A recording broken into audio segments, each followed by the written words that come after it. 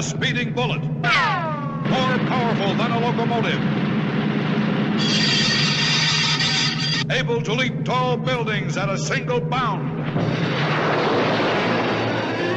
Look! Up in the sky! It's a bird! It's a plane! It's Superman! Superman, man of steel, Superman. Superman rocketed to Earth as an infant when the distant planet Krypton exploded. And who, disguised as Clark Kent, mild mannered reporter for the Daily Planet, fights a never-ending battle for truth, justice, and freedom with superpowers far beyond those of ordinary mortals. It's Superman, Superman.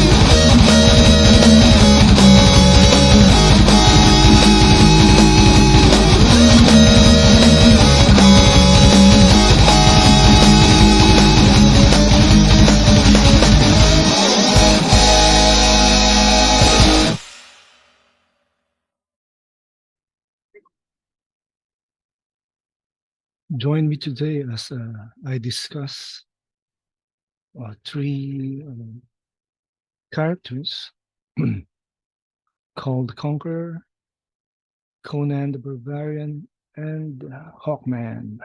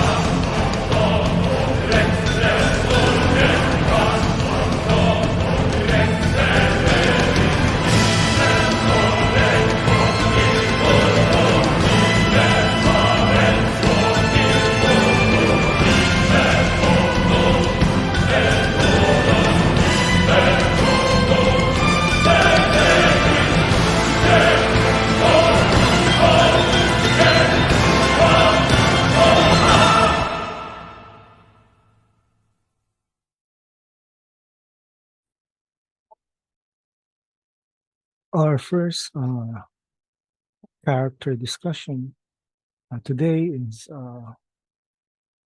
called Conqueror.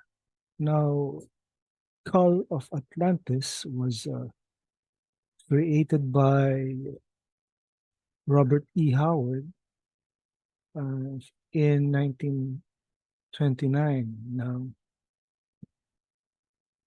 this was actually the predecessor of Conan the Barbarian, and has appeared in the pulp magazine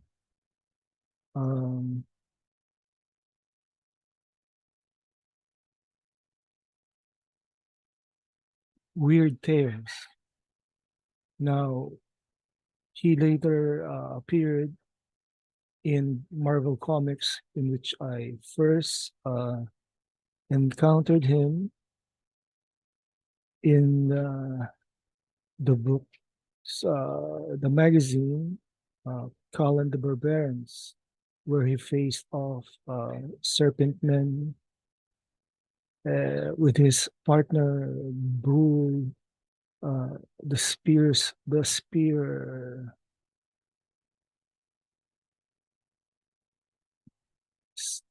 the pick, Bull the pick. Now, this magazine featured his origin from slave to king, and his battle with the Serpent Men as he rules Valusia with his Red Legion. He was a gladiator first, then a king afterwards. Now, in 1997, the film called The Conqueror was shown. It's adapted from Robert Howard's The Hour of the Dragon. It stars Kevin Sorbo, TV Hercules, and although the soundtrack is good, but the story is, in my opinion, not that great. So no other follow-up film has ever been released. And I hope one day they'll make another film, because Called the Conqueror, Called the King, Called the Destroyer is still popular among us comic fans.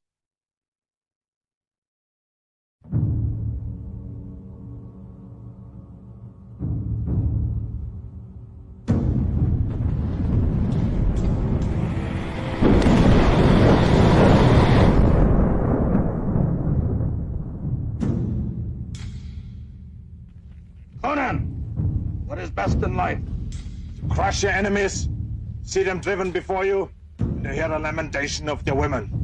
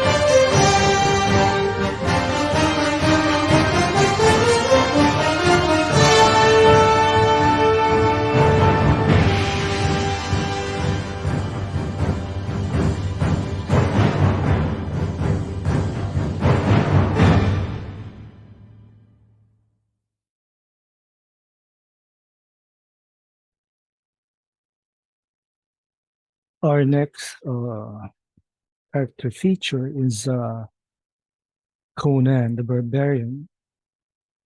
He's also known as Conan the Cimmerian. He first appeared in 1932 in the pulp magazine Weird Tales. Robert E. Howard is a black-haired barbarian with heroic attributes, and he first appeared in the story The People of the Dark in 1932. Now, he was also heavily featured in Marvel Comics, uh, first with Conan the Barbarian, then King Conan, and other uh, graphic novels and comic book story. Later on, he was published by Dark Horse, and the title of Conan the Cimmerian was published by other publishers, and like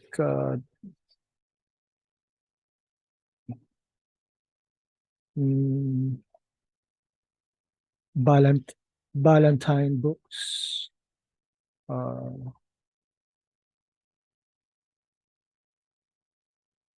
the some other publishers.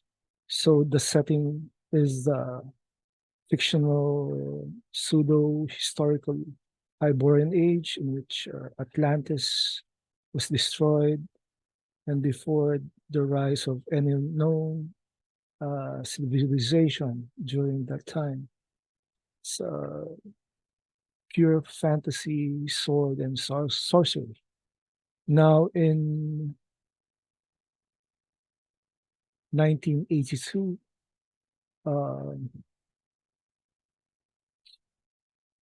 Conan the Barbarian was released with Arnold Schwarzenegger as the character.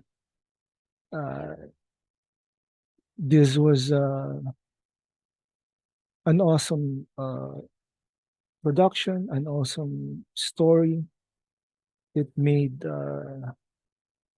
headlines and sort of made Arnold's career. The His main opponent was Tulsa Doom, played by James Earl Jones, and imagine what this was like back then. It was one of those few uh, fantasy sword and sorcery films that really got my attention, and it was beautifully done. The story was uh, solid enough, and uh, it really earned in the box office. Now, in 1984, the sequel, Conan the Destroyer, was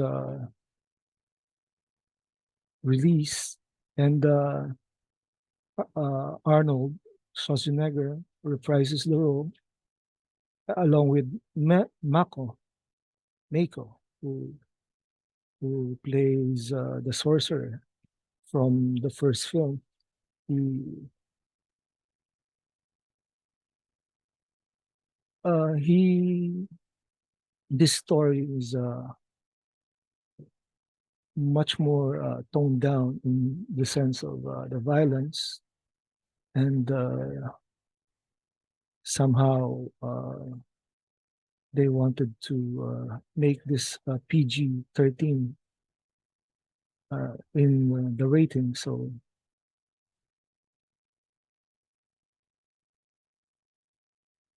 this also stars singer Grace Jones as Zula.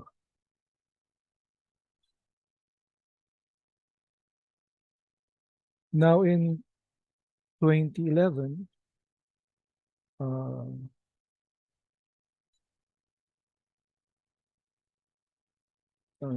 Conan the Barbarian was rebooted, and the film stars Jason Momoa as our favorite Barbarian, with Ron Perlman as his father, and Stephen Lang as his enemy.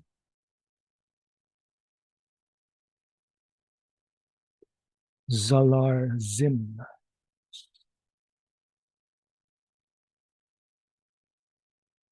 So this is a much more modern take, and somehow didn't get quite the box office um, that we what that was expected for a Conan film. This film bombed uh, and lost. I mean, like, it's Conan. How can it bomb? Maybe they were looking for Schwarzenegger. So as of this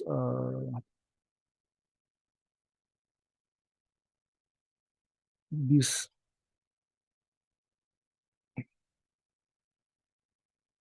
as of this video, I'm still hoping for a new Conan film to happen.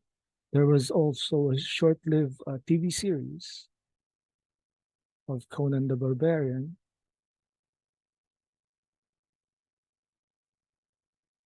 which stars Rolf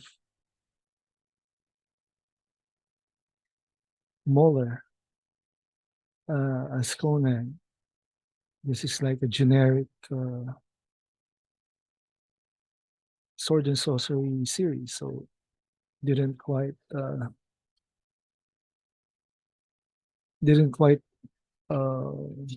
pick up. Also, there was an animated feature, an animated series which is geared for kids. So you know how that ended. So on to our next topic.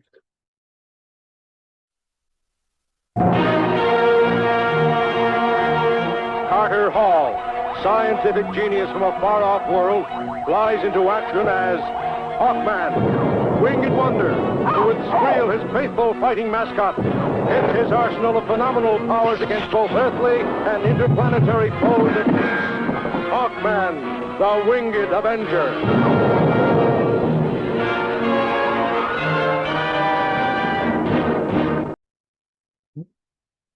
Our last topic for today is Hawkman. Now, Hawkman is the name of several superheroes appearing in DC Comics, which was originally created by Gardner Fox, Dennis Neville, Joe Kubert, and various artists, especially Jeff Johns, Greg Morales, Jim Starlin, and Robert Venditti, and Brian Hitch. Now, Hawkman first appeared in Flash Comics #1 in 1940. That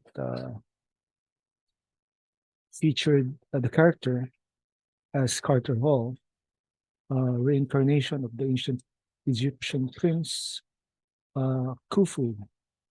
Hall discovered the mysterious ninth metal, which later simply changed to nth metal, could negate gravity and allow him to fly. He was also a charter member of the Justice Society of America in All-Star Comics. In Hawkman, along with the Golden Age heroes, came to an end when the industry turned away from the superhero genre in the early 1950s. They last appeared in the All-Star Comics 57 in 1951. So later in the decade, editor Julius Schwartz decided to revive a number of heroes with new incarnations, but retaining the same names and powers. So Hawkman was turned into a Tanagarian cop, which operates in both the planet Tanagar and Midway City. Now, Carter Hall became Katar Hall with his wife, Shayera. They become members of the Justice League of America and often verbally sparred with the liberal hero Green Arrow in the pages of JLA. In the mid 90s,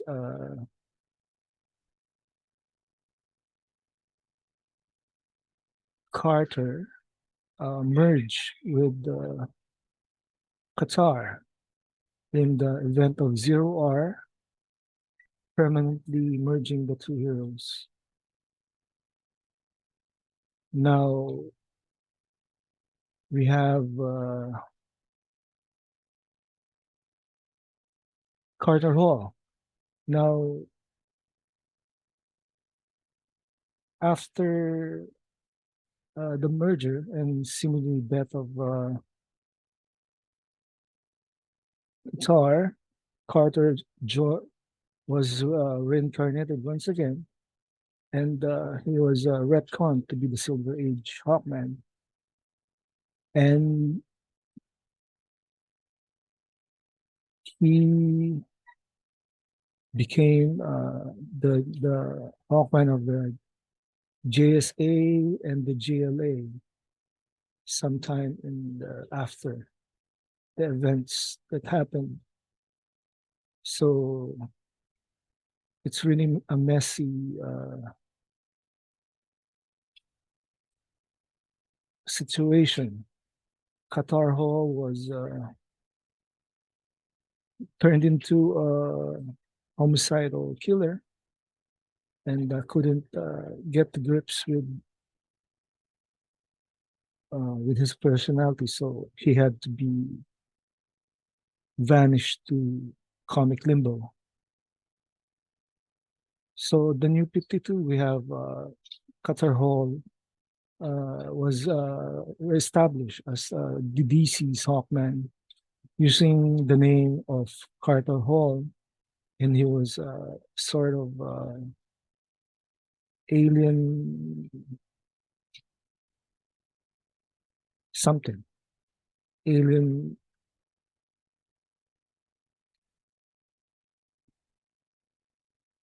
he worked on alien technology, alien bodies, and he was practically Qatar Hall again. Another version was then Robert Venditti decided to streamline Hawkman through the ages and made it that Qatar Hall was the same Hawkman through time and space,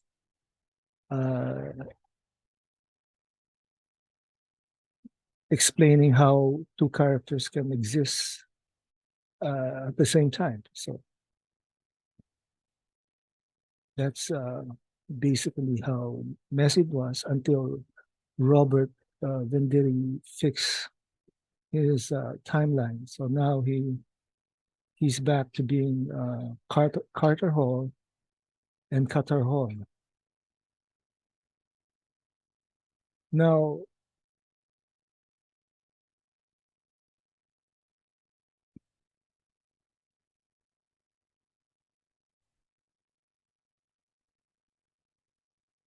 Carter Hall appeared in live action first in Smallville.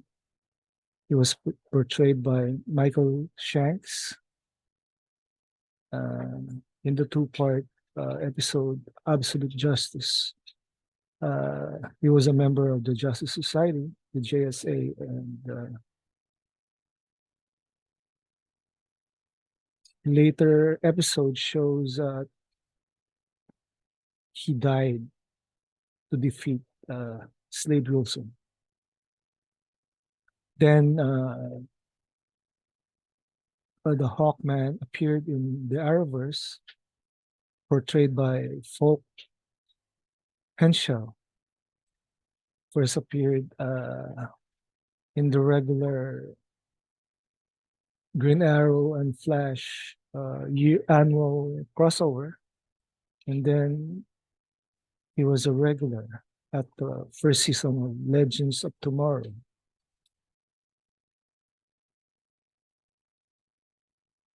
Hawkman also appeared in Stargirl as an uncredited actor portrayed him.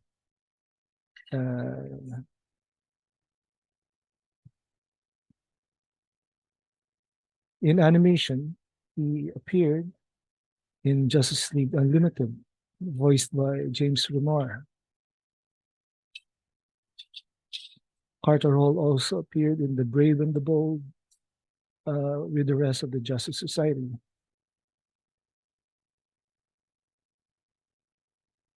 He also appeared DC Superhero Girls and was voiced by Phil Lamar. Now,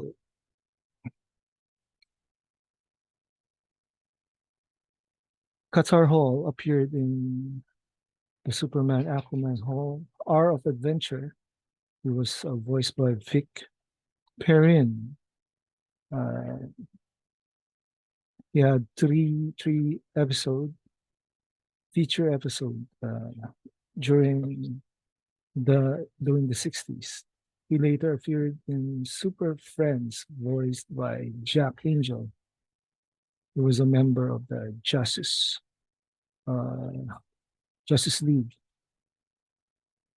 He then appeared as the live-action Legends of the Superheroes, portrayed by Bill Knuckles, a version loosely based on Qatar Hall, appeared in Justice League, the season 2 finale.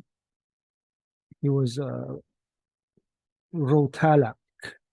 He is a Tanagarian general, as well as Hawkgirl's former commanding officer and lover. Qatar Hall also appeared in The Batman, voiced by Robert Patrick. He also appeared in Young Justice and was voiced by James Arnold Taylor. Also, he appeared in Justice League Action, voiced by Troy Baker.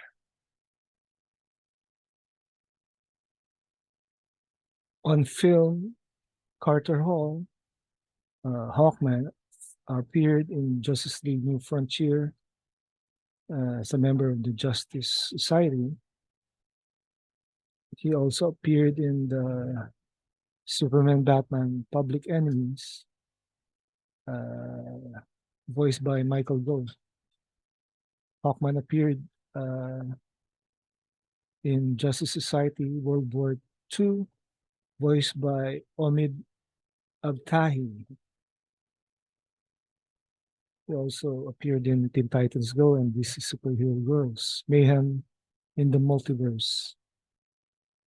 Now, Carter Hall appeared in Black Adam, portrayed by Aldous Hodge. He played the leader of the JSA in this film, which was the first appearance of Hawkman in a major film. Now, Qatar Hall in film also appeared in Justice League: The New Frontier. He made non-speaking appearances in Justice League: Dark Apocalypse War, where he accompanies the Justice League in traveling to Apocalypse to confront Darkseid. Then Hawkman, Qatar Hall makes a non-speaking appearance in the Injustice animated feature. So basically, that's how messy the continuity was for my favorite hero, Hawkman. And I guess someday they'll finally get to fix the problem, since myself, speaking for myself, I prefer two Hawkmen flying around, the Golden Age and the Modern Age Hawkman. So that's it for today. Like this video, subscribe to my channel. Peace.